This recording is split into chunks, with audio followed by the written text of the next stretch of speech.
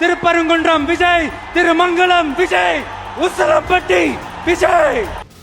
ভারতের ৫ রাজ্যে বিধানসভা নির্বাচনে মোদি চেয়েছিলেন সব রাজ্যেই পদ্মফুল ফুটুক, গেরুয়া রাজনীতি প্রতিষ্ঠা পাক। বাংলাদেশ কার্ড খেলে পশ্চিমবঙ্গে মমতাকে সরিয়ে বাংলা দখল করতে পারলেও থালাপতি বিজয়ে ভেঙে গেছে তামিলনাড়ুতে মোদির সেই বহুদিনের স্বপ্ন। কারণ দক্ষিণ ভারতের এই রাজ্যটাই এখন বিজেপির সবচেয়ে বড় দুর্ভেদ্য দুর্গ। আর এই দুর্গেই এবার যেন নতুন ছনের নাম বিজয় থালাপতি। নানা বাধা, কটাক্ষ আর কূটনৈতিক চাপ টপকে প্রথমবার রাজনীতির ময়দানে নেমেই যেন ছক্কা হাঁকিয়েছেন থালাপতি বিজয়। এখন তিনি সিনেমার হিরো থেকে বাস্তব জগতের মানুষের হিরো, তামিলনাড়ুর নতুন মুখ্যমন্ত্রী। আর এতেই কি ঘুম হারাম হয়ে গেছে নরেন্দ্র মোদীর? ঈদ আসবে, সাথে ক্যাশব্যাকও আসবে। নিজের বা প্রিয়জনের জন্য কেনাকাটায় এবারও নগদ পেমেন্টে পাচ্ছেন দারুণ ক্যাশব্যাক। তাই যাই কিনুন, পেমেন্ট করুন নগদে। দিল্লির ক্ষমতার করিডোরে এখন সেই স্বপ্নই ঘুরপাক খাচ্ছে।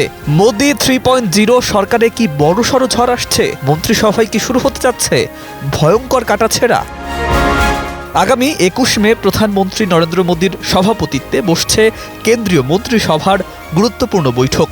সরকারি ভাষায় এটি উন্নয়ন প্রকল্পের পর্যালোচনা বৈঠক হলেও রাজনৈতিক মহলে গুঞ্জন এই বৈঠকের আড়ালেই হতে পারে মোদি ক্যাবিনেটের বড় রদবদল। কারণ 2027 সালের বিধানসভা নির্বাচনকে সামনে রেখে এখন থেকেই নিজেদের ব্যর্থতা ঢাকতে চাইছে বিজেপি। বিশেষ করে দক্ষিণ ভারতে বিজেপির দুর্বল অবস্থান এবং তামিলনাড়ুতে থালাপতি বিজয়ের উত্থান দিল্লির ক্ষমতার অন্তর্মহলে নতুন চাপ তৈরি করেছে বলেই মনে করছেন বিশ্লেষকরা। রাজনৈতিক মহলের দাবি এবার পারফরমেন্সই হতে পারে মন্ত্রীদের ভাগ্য নির্ধারণের প্রধান মাপকাঠি। নেট ইউজি প্রশ্ন ফাঁস কাণ্ডে চাপে রয়েছেন শিক্ষামন্ত্রী ধর্মেন্দ্র প্রধান। অন্যদিকে একের পর এক ভয়াবহ রেল দুর্ঘটনার কারণে সমালোচনার মুখে রয়েছেন রেলমন্ত্রী। এমনকি ক্রীড়ামন্ত্রীকেও ঘিরে চলছে জোর গুঞ্জন।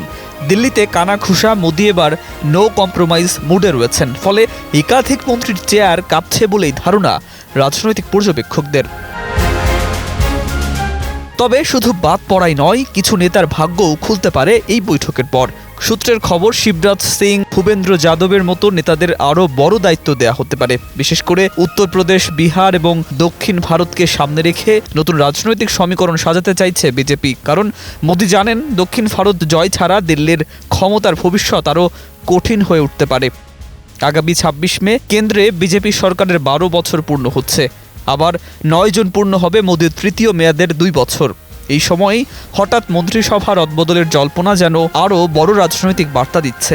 প্রশ্ন উঠছে, এটা কি শুধুই প্রশাসনিক পরিবর্তন, নাকি দক্ষিণ ভারতে থালাপতি বিজয়ের উত্থানে চাপে পড়ে নতুন রাজনৈতিক চাল চালতে যাচ্ছেন মোদি? দিল্লির ক্ষমতার করিডোরে এখন সেই গুঞ্জনই সবচেয়ে জোরালো। News desk, 21 television.